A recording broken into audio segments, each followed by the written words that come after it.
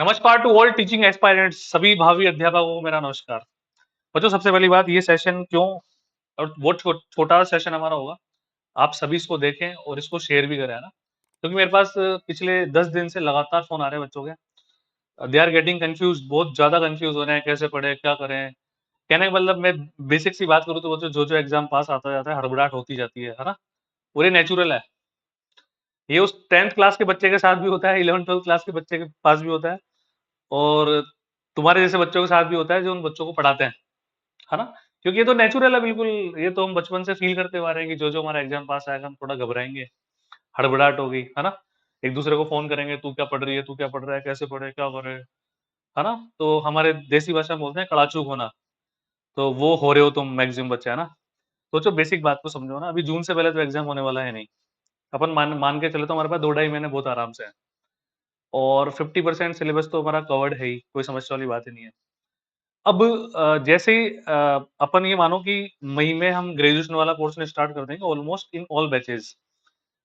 अभी कुछ जैसे पीजीटी वाले बैच में ग्रेजुएशन वाला पोर्शन रनिंग में है। आगाज वाला जो अपना टीजीटी वाला बैच है, उसमें भी डी ट्रिपल एस भी टीजीटी वाला बैच है, उसमें भी अपना ग्रेजुएशन वाला पोर्शन रनिंग है। मतलब टॉपिक ऐसे चल रहे हैं कि साहब इंटीग्रल पढ़ रहे हैं तो इंटीग्रल कैलकुलस पूरी फिनिश है ना? तो उसमें घबराने की बिल्कुल आवश्यकता नहीं है। ये उस साइकोलॉजिकली मैंने उस तरह से सेट किया है पूरा सिलेबस, उस तरह से मैं तुम्हें पढ़ा रहा हूँ। क्योंकि ग्रेजुएशन वाले पोर्शन में बच्चों को डेरिवेशन थोड़ी करना है। हमें स्टेटमेंट्स याद करने हैं, हमें उनके न्यूमेरिकल समझना है, थ्योरम्स याद करनी है, उनके रिजल्ट्स, उनके मेरिट्स, उनके डिमेरिट्स।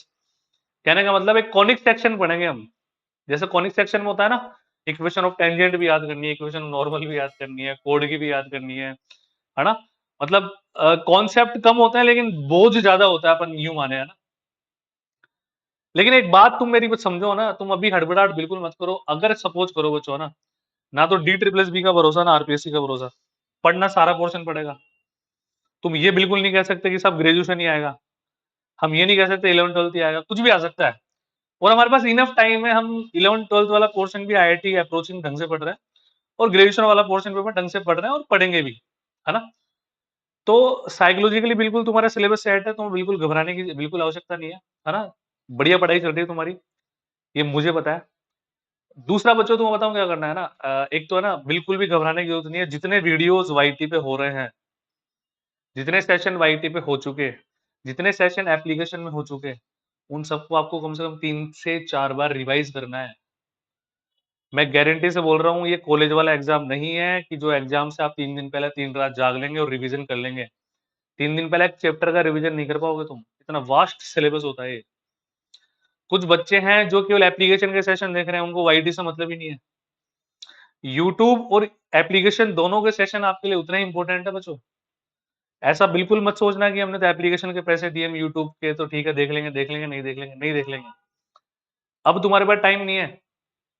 अब करने और मरने वाली करो या मरो वाली सिचुएशन है बच्चों तुम्हारे लिए, है ना? अब मेरी सजेशन ये है, अगर किसी के इकोनॉमिकली कोई ज़्यादा दिक्कत नहीं है, वो स्कूल्स को छोड़ दो, है ना? मेडिकल लीव ले लो एक बार, है ना? मई-मई के लिए, और मेरे हिसाब से मई में सबकी वैकेंसीज़ सबकी वैकेशन आ गई है ना? तो मई में दिन-रात करके तो बिल्कुल फोड़ दो बच्चों, बुरी तरह रिवीजन कर लो, मतलब बढ़िया तरीके से। इतना गज़ब रिवीजन करो, जो चैप्टर तुमने पढ़ लिया वो ऐसा हो जाए कि हाँ, अब मुझे देखने की आवश्यकता नहीं है ना? ऑलमोस्ट अपन मई फर्स्ट वीक से या 15 मई से अपन टेस्ट सीरीज़ स्टार्ट कर देंगे। फिर डेली का या अल्टरनेटिव डे में हम एक मॉक लगाएँगे, उसका एनालिसिस करेंगे। फिर देखेंगे कौन से पोर्शन में दिक्कत आ रही है, उस टॉपिक को दोबारा रिवाइज़ करेंगे। इसके लिए मैं बोल रहा हूँ, 50% बच्चों ने तो फेयर कॉपी अभी तक बनाई नहीं होगी। जो टॉपिक्स तुमने वाईटी पे कर लिए, एप्लीकेशन में कर लिए, वो रफ कॉपी में किए, उनको फेयर कॉपी में करो। जितनी पीडीएफ्स है सबको दोबारा खंगालो, सारी पीडीएफ्स को दोबारा सॉल्व करो, क्योंकि बाद में आपको इनको सॉल्व करने का टाइम नहीं मिलेगा, 1% भी। और जो फेयर कॉपी आपकी होगी, उससे आपको रिवीजन करने का जो मज़ा आएगा ना बच्चों, क्योंकि खुद के हाथों से लिखे हुए सॉल्यूशन होंगे आपके। खुद के हाथों से लिखे हुए सॉल्यूशन एग्ज़ाम टाइम में अगर आप रीड कर रहे हो ना न्यूज़पेपर की जैसे भी, तो आपको एग्ज़ैक्ट वही फ़ील देंगे जैसा आप पेन चला रहे हो। बात समझ में आ रही है मैं तुम्हें क्या बोलना चाह रहा हूँ? और बिल्कुल एक-दूसरे से कंपेयर मत करो खुद को। हो सकता है वाईटी पे जिसने क्वेश्चन देख के आंसर दे दिया, वो क्वेश्चन तीसरी बार कर रहा हो, चौथी बार कर रहा हो। तुम्हें सेल्फ जजमेंट लेना है, डोंट कंपेयर। किसी के बहकावे में नहीं आना, वो पढ़ लो, अटरम-सटरम कुछ भी नहीं है। सब कुछ मैं तुम्हें प्रोवाइड करवा रहा हूँ, बिल्कुल चिंता करने की आवश्यकता नहीं है, आराम से पढ़ो, कोई दिक्कत हो, थोड़ा-सा भी डिमोटिवेशन हो मेरे को फ़ोन करो, है ना? सबसे ज़्यादा सिलेक्शन लेंगे बच्चों अपन इस बार, है ना? मुझे पता है ना, चिंता मत करो तुम डंके की चोट पे बिल्कुल। अच्छा, अब दूसरी बात बच्चों ना, जो बच्चे ऑफलाइन आना चाह रहे हैं, जैसे मान लो तुम्हारी मई में बच्चों वैकेशन है ना, तो जिनके पेरेंट्स अलाउ करें, है ना?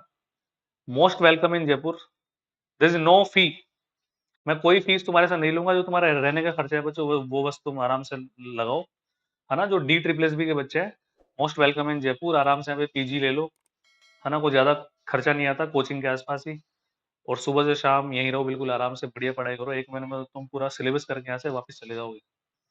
फिर ऑनलाइन में तुम वापस रिवीजन कर लो। ये मैंडेटरी नहीं है, जिनके सर्कमस्टेंसेस, फैमिली कंडीशंस अलाउ नहीं करती, वो ऐसा ना समझे कि हम नहीं गए तो हमारा कुछ नहीं होगा, ऐसा नहीं है। जिनकी अलाउ करती है, most welcome, no problem at all, है ना? ठीक है? और बिल्कुल भी घबराने की आवश्यकता नहीं है, खूब आराम से पढ़ो, जिस दिन क्लास नहीं होती उस दिन ये समझो कि बहुत बढ़िया, थैंक यू, हम रिवीजन कर लेंगे। जिनकी इकोनॉमिकल कंडीशन ठीक-ठाक है, वो अगर जॉब कर रहे हैं तो एक बार मेडिकल लीव ले लो, है ना? अगर तुम्हें लग रहा है कि तुम्हारी घर पे पढ़ाई नहीं हो पा रही, गेस्ट आ रहे हैं, तुम तुम्हारे घर चले जाओ, है ना? जो शादीशुदा हैं, पीयर चले जाओ। मतलब कैसे भी, मतलब तुम उसको मैनेज करो, मतलब, है ना? क्योंकि अगर सिलेक्शन नहीं होगा तो फिर वो घरवाले ही हैं जो तो फिर तुम्हें डायलॉग सुनाएँगे, है ना? कर रही थी प्रिपरेशन, काम-काज छोड़ के, कुछ नहीं हुआ, लेना ना देना है ना? मैं बहुत देसी भाषा में बात कर रहा हूँ बच्चों, बहुत प्रैक्टिकल बात कर रहा हूँ। प्लीज़ डोंट माइंड, है ना? मतलब मुझे पता है कि मैरिड कैंडिडेट्स के लिए प्रिपरेशन करना कितनी बड़ी बात है ना? सैल्यूट उन सब महिलाओं को, है ना? जो पति को भी सँभालती है, घरवालों को भी सँभालती है, बच्चों को भी सँभालती है, उसके बाद वो पढ़ने का टाइम निकाल रही है ना? पर आपको उस सर्कमस्टेंसेस को कमज़ोरी बिल्कुल नहीं बनाना, है ना? क्योंकि 80% स्टूडेंट्स के साथ यही केस है। कॉम्पिटिशन सेम लेवल पर है बच्चों, है ना? If there is no obstacles in your path, 100% you are on wrong way. तो आराम से पढ़ाई करो, मेरे से कोई भी हेल्प चाहिए हो, मेरे नंबर सबके पास हैं, ठीक है?